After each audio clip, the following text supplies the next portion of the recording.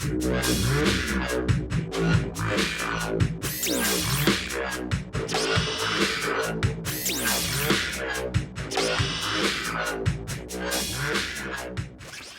guys, Matt Allen here. Welcome back to Tactical Bassin. Tim and I recently did the videos on our personal best. Tim talked about his 15. I talked about my 17.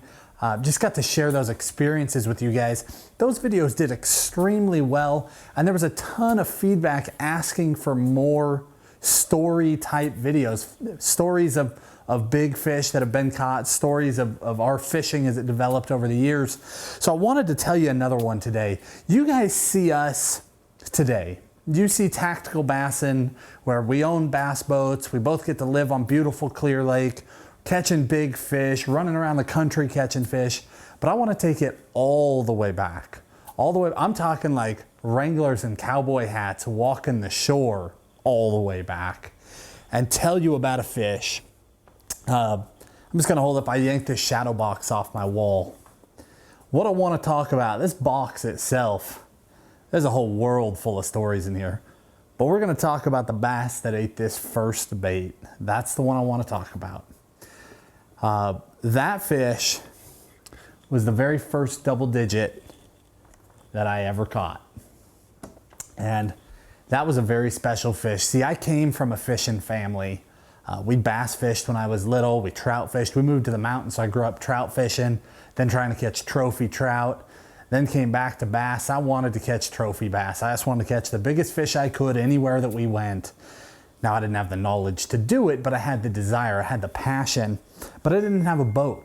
I was stuck on the bank. My dad had a boat, but I couldn't use his boat. You know, I could hardly drive myself around just to go fishing in my pickup. So I would go and fish ponds, and I don't condone it, but we used to crawl into every little pond we could find our way into, just trying to find fish. And that first double digit, we'll get right into that story now. I was bank fishing. I was at a small lake, walking the shore, and it was during the spawn. It was in March. The fish had moved up on beds, and I was there just trying to find a big one. I was sight fishing. Walking the bank, had my Wranglers, had my cowboy hat and my sunglasses, and I was walking the shore, looking, trying to find beds, and they were hard to see because the place that we were fishing, it's like this big, almost like giant lawn, and then high grass along the shore. So you would have to stand and try and look over the grass out into the water and try and look for fish. And there was a lot of shore that you could walk. So I would just walk and walk and walk and peek over and walk some more and peek over.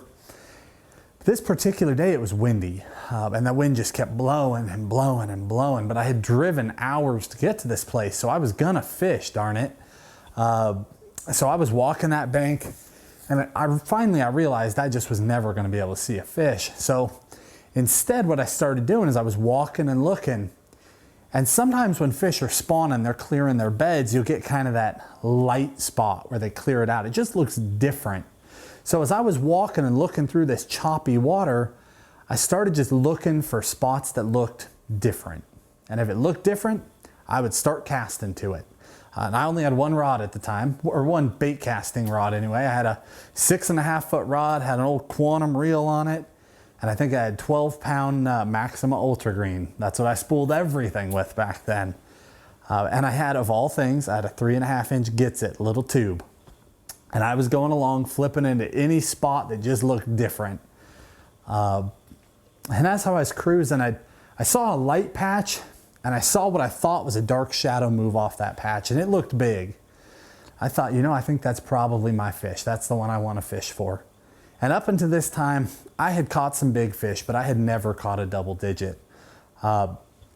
So I'm looking, and all I could see is every once in a while the shadow would come back in, but I couldn't see it through the chop. The waves were breaking right on the shore.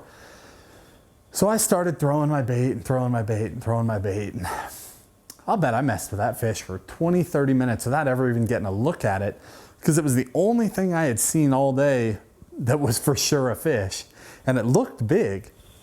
So I'm working it, and all of a sudden this calm came across. You know how like the wind will be blowing and then all of a sudden just a slick spot will come through and then it starts blowing again?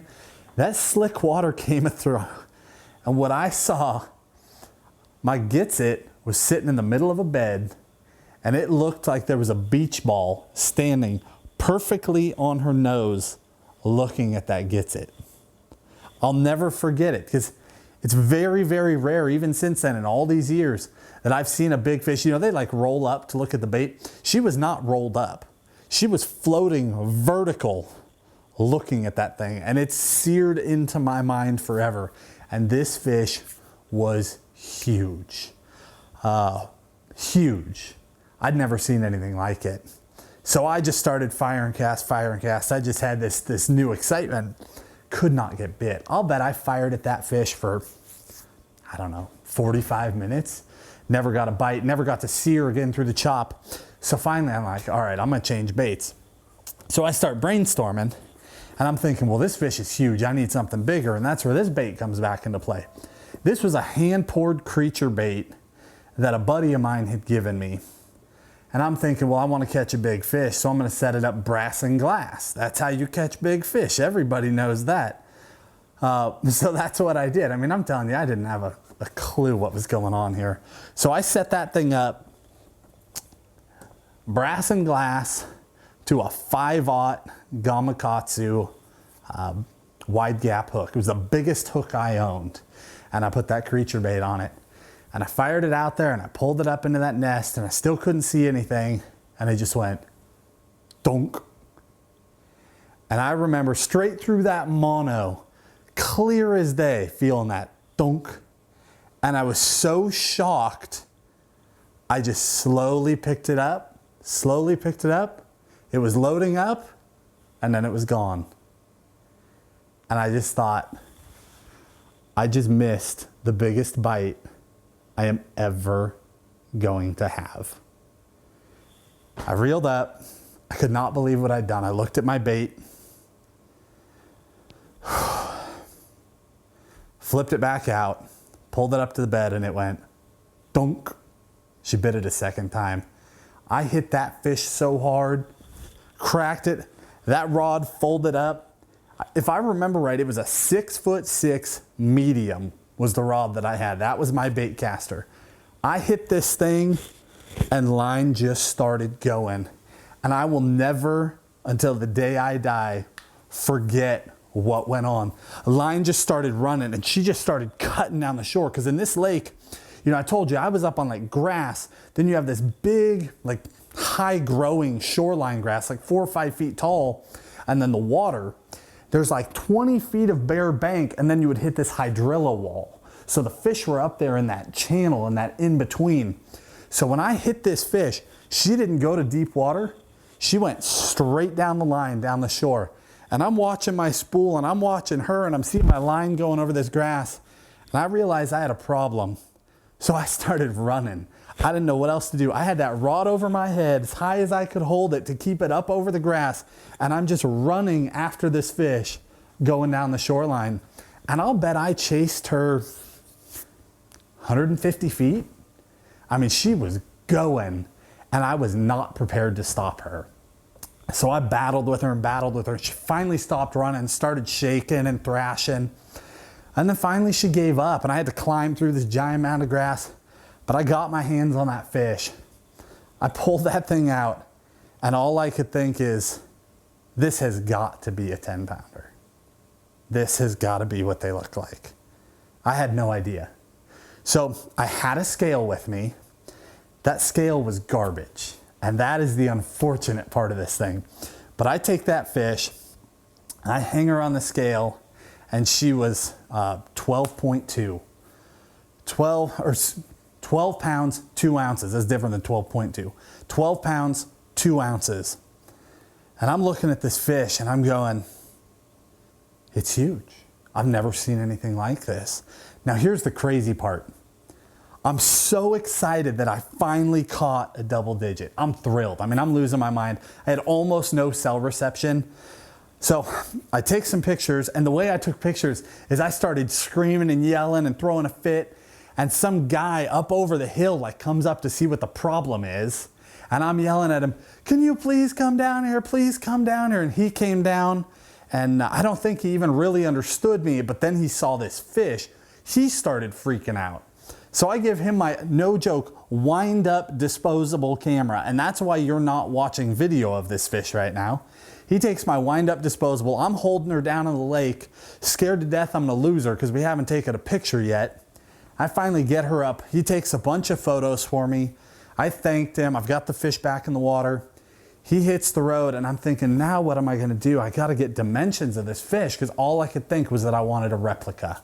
I knew better than to kill this fish. I wanted to let her go, but I wanted a replica of the biggest bass I had ever seen.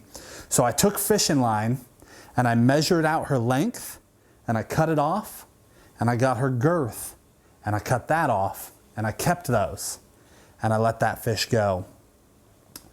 Called everybody that I could get a hold of to tell them about this incredible fish.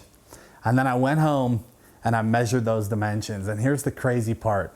Now in my mind, that fish is 12.2 because when I hang a fish on a scale, the weight that you get is the weight that you get. And when you own an inaccurate scale, it is what it is. But that bass was 27.5 inches long, was almost a square. She had a monster girth to match. Hands down, that fish was somewhere between 15 and 16 pounds. She was huge. But to me, she's 12.2. It was the first double digit that I ever caught. Caught her from shore, caught her on my first bait caster, my first bait casting rod, first bait casting reel on a bait that a buddy made for me, chasing her down the shore, and it lit a fire. I was on a mission to catch more big fish after that. And it just grew from there, and here we are today. I appreciate you guys listening to that, supporting Tactical Bassin. We'll get you guys some more videos coming soon. We'll tell you some more stories about some of these giant fish that we've had the pleasure of catching. We'll give you some how-tos, some catching videos. It's gonna be a good year. We'll talk to you soon.